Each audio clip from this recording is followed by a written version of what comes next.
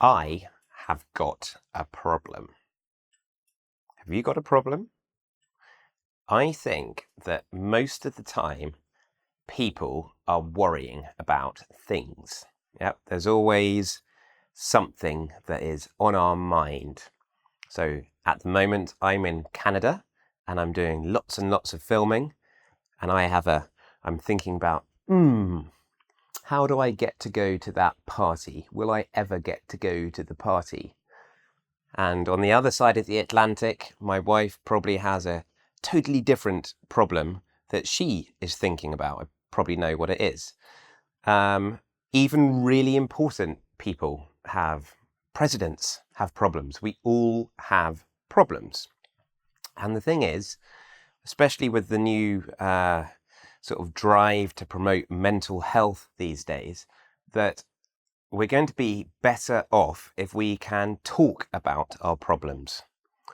I know my problem about going to the party isn't very important, but sometimes we have problems that are important, and when we do, it's best to talk to other people.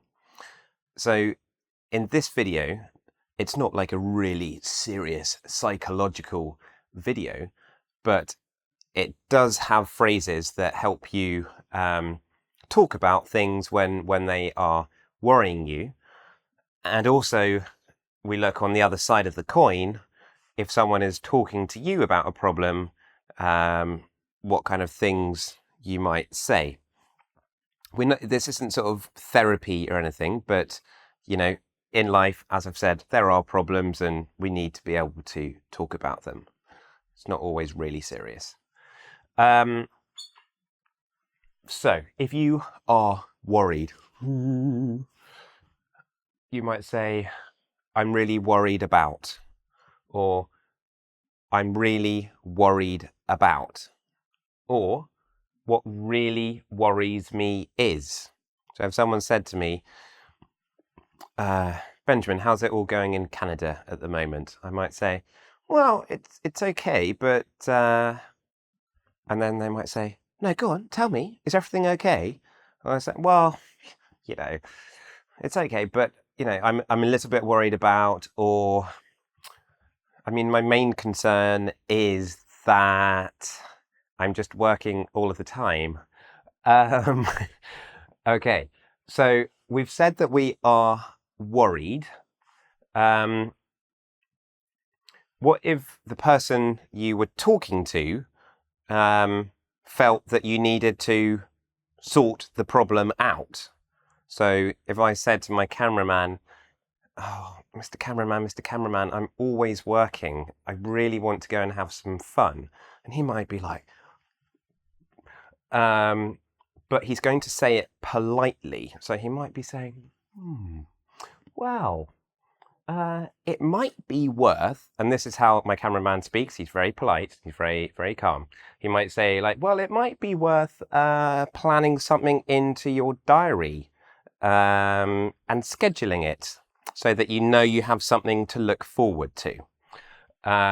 Or he might give another suggestion. He might be like, well, you might want to, and then maybe he finds a fun event for me to go to. Yep. After I've done my work. Okay. So, good idea. So if my cameraman has given me a suggestion and I'm like, yeah, that sounds good, I could say, oh, that would be really helpful. That doesn't really work in this context. That would be really helpful. But yeah, that sounds like a good plan. That sounds like a good plan. Sounds like a good plan. That does work here.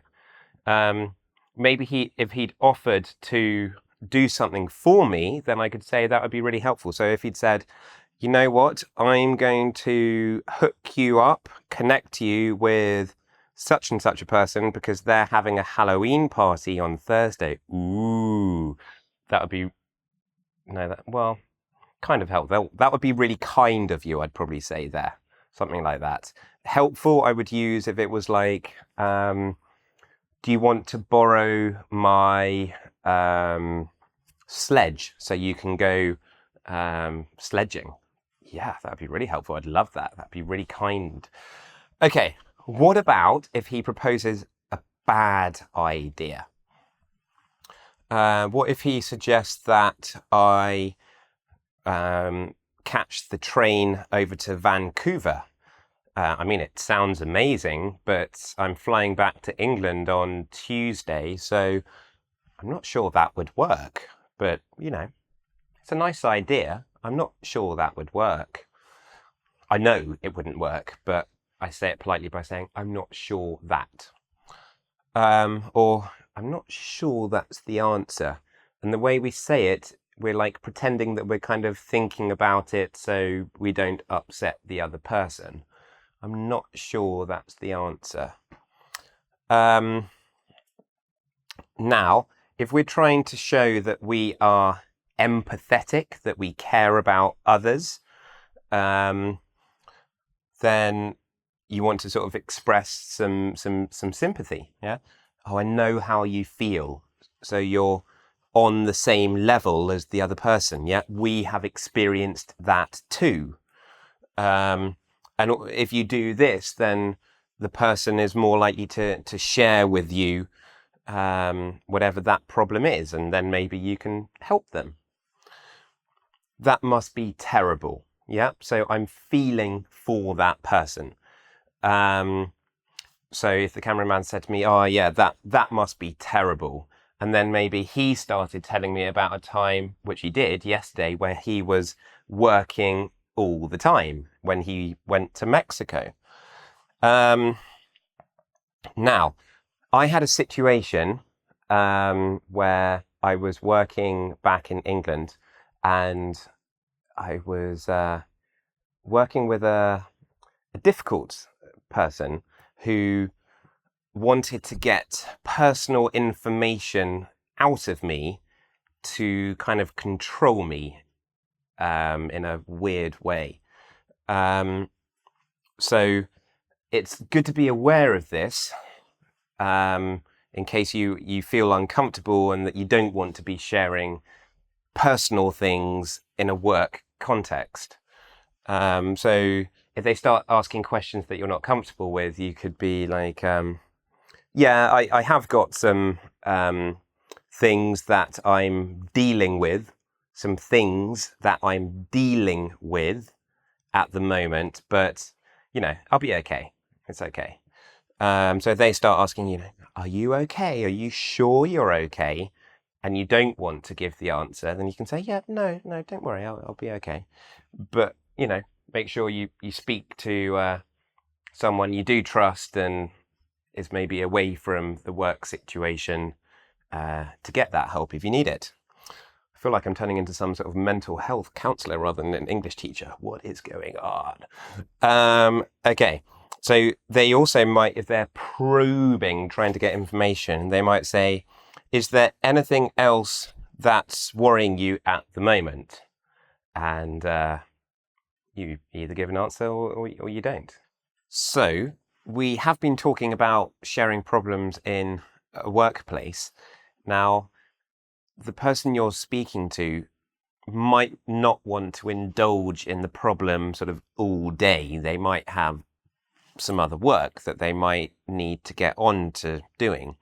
So they might try and encourage finding a solution to the problem. And these two phrases do both of those, do that thing. So could say, so how do we sort this out then? How do we sort this out? To sort something out, like find the solution. Okay. What about? Yeah. Maybe you can start proposing some solutions if you're listening to the problem. What about if? Another way of saying it, can you think of any solutions? Now, it's quite sort of a bit blunt, a bit insensitive to suddenly go, problem. Can you think of any solutions? So it needs to be done in a delicate way. So rather than just saying that, I mean, that sounds absolutely terrible. I mean, poor you. What a terrible thing to happen. We must, we really need to try and help you on this thing. Can you think of any solutions? So the tone here is quite sort of questioning rather than like, can you think of any solutions? So just being sensitive to the other person. Okay. Now, if the person is like really needs to like get on with the other work now and has listened to this problem for quite enough, particularly if it's something not that important, then it needs to be postponed to another meeting, another time. So these two phrases help to go, okay, well, we've listened and we've started, but we'll sort it out later.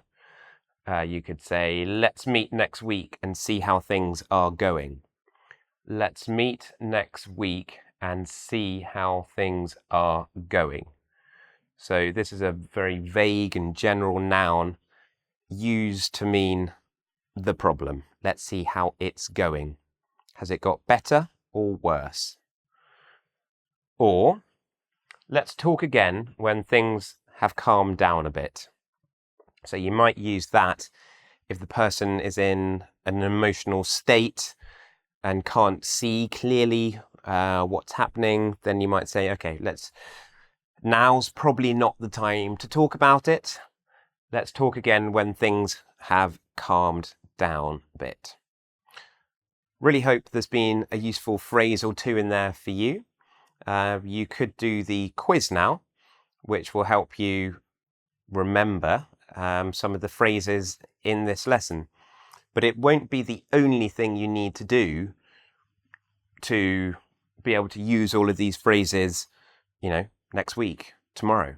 What you really need to do is be making notes of the phrases and learning them by memory and thinking and planning in advance. When might I say this? It's a really good approach to language learning, to premeditate what language you're going to need. So I've made lots of videos about meetings, social English, telephone English. So take your pick from one of those and think about the kind of phrases you need to do the things that you need to do. Okay? If you learn stuff from my videos, do make sure you're a subscriber, and then I'll see you in the next one.